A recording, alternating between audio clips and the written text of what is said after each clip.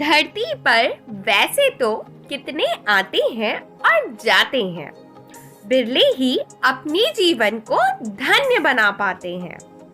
नर होने का अर्थ नहीं है अपयश में खो जाना। नर तो वह है दुश्मन मन भी जिसका गुणगान करे। आज हम बात करने वाले हैं दोस्तों छत्तीसगढ़ के एक ऐसे महान व्यक्तित्व के बारे में जिन्हें स्वयं गांधी जी ने अपना गुरु कहा था। आई थिंक आप सभी ने गैस कर ही लिया होगा आज हम किसकी बात करने वाले हैं। हेलो फ्रेंड्स, मैं भूमिका आशा करती हूँ कि आप सभी स्वस्थ और मस्त होंगे।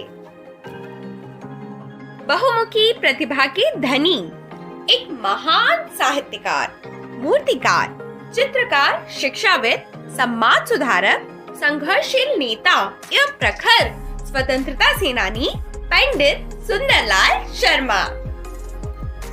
जिस प्रकार भारत में राष्ट्रीय जागरण का अग्रदूत राजा राममोहन राय जी को माना जाता है, ठीक उसी तरह ही छत्तीसगढ़ अंचल में राष्ट्रीय जागरण का प्रणेता पंडित सुंदरलाल शर्मा जी को माना जाता है। उन्होंने ही इस क्षेत्र में सामाजिक और राष्ट्रीय आंदोलन का सूत्रपात किया था। पंडित सुंदरलाल शर्मा का जन्म 21 दिसंबर 1881 में राजिम के पास महानदी के तटवर्ती ग्राम चमसूर, जिसे चंद्रसूर के नाम से भी जाना जाता है, वहां हुआ था।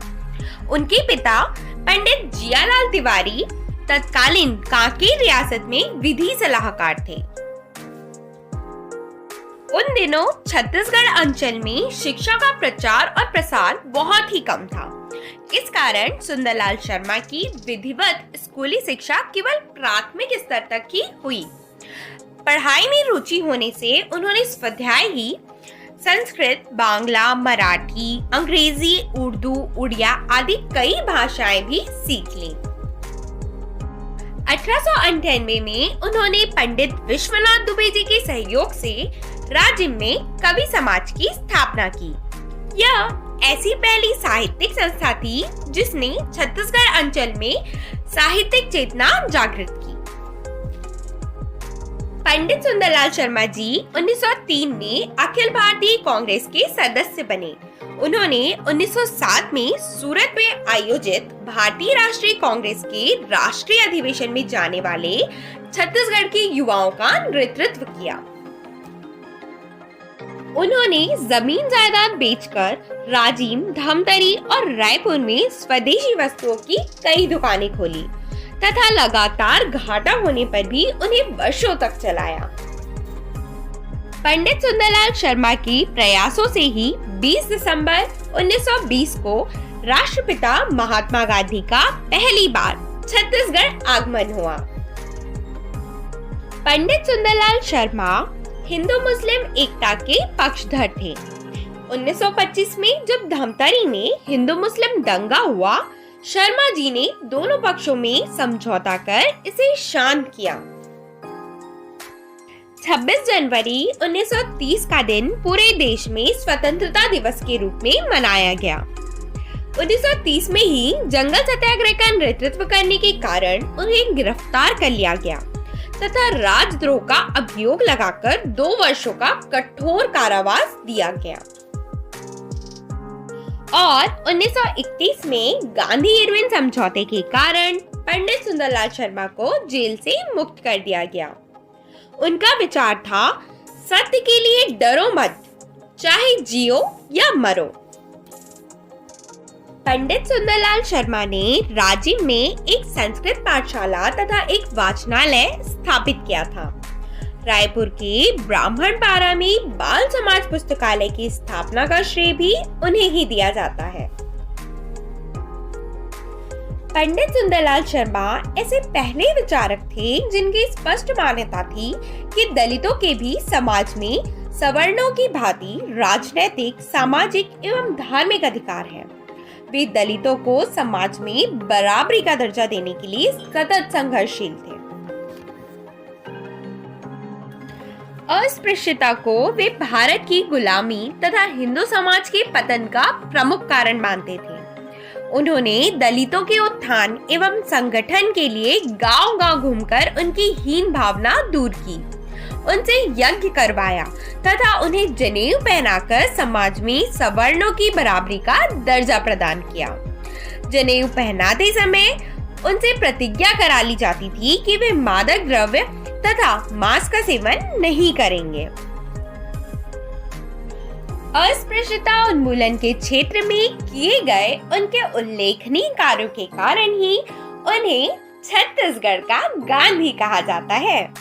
राष्ट्रपिता महात्मा गांधी का जब दूसरी बार छत्तीसगढ़ आगमन हुआ तो उन्होंने पंडित सुंदरलाल शर्मा जी के द्वारा किए गए कार्यों को देखकर कहा था, सुंदरलाल जी तो अस्पृश्यता उन्मूलन के इस कार्य में मेरे भी गुरु निकले। समाज सुधार का उनका यह प्रयास प्रशंसनीय एवं अभिनंदनीय है। सुंदरलाल शर्मा एक महान साहित्यकार थे। उन्होंने छत्तीसगढ़ी बोली को भाषा का रूप दिलाने के लिए अथक प्रयास किया। इस हेतु उन्होंने स्वयं हिंदी तथा छत्तीसगढ़ी में कई ग्रंथों की रचना की। उनकी लिखी छत्तीसगढ़ी दान लीला तो इतनी लोकप्रिय हुई कि आज भी लोग गांव-गांव में बड़े शौक से गाते हैं। यह छत्तीसगढ़ी का प्रथम प्रबंध काव्य है। वे अपनी कविताओं में सुंदर कवि उपनाम का उपयोग करते थे। पद्य ही नहीं, गद्य लेखन में भी उनका समान रूप से अधिकार था। हालांकि उन्हें एक कवि के रूप में ज्यादा ख्याति मिली है। पंडित सुंदरलाल शर्मा जी छत्तीसगढ़ अंचल के उन गिने चुने सेनानियों में से एक थे जो मूलतः साहित्यकार थे, परंतु भारत माता को दास्तां की बेड़ियों से मुक्त करने के लिए साहित्य सेवा से बढ़कर देश की सेवा और स्वाधीनता के आंदोलन को ज्यादा महत्व दिया। पंडित सुंदरलाल शर्मा एक अच्छे चित्रकार तथा मूर्तिकार थे। वे कृषि कार्य में भी अपने विचारों के अनुकूल ही वैज्ञानिक एवं नवीन पद्धति का उपयोग करते थे। जीवन के अंतिम वर्षों में भी वे पद की लालसा से दूर अपने गांव में कृषि कार्य में संलग्न थे। 28 दिसंबर 1940 को उनका निधन हो गया। हम उन्हें छत्तीसगढ़ के गांधी के रूप में हमेशा याद करते रहेंगे। छत्तीसगढ़ शासन ने उनकी स्मृति में साहित्य एवं आंचलिक साहित्य रचना के लिए 2 लाख रुपए की सम्मान राशि वाली पंडित सुंदरलाल शर्मा सम्मान स्थापित किया है। इसके अलावा छत्तीसगढ़ राज्य के एकमात्र मुक्त विश्वविद्यालय का नाम भी उन्हीं के नाम पर पंडित सुंदरलाल शर्मा मुक्त विश्वविद्यालय बिलासपुर रखा गया है।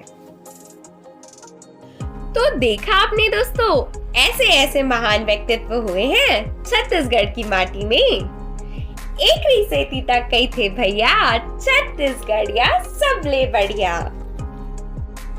ओके फ्रेंड्स, मिलते हैं नेक्स्ट वीडियो में। तब तक के लिए stay energetic, stay motivated and stay healthy.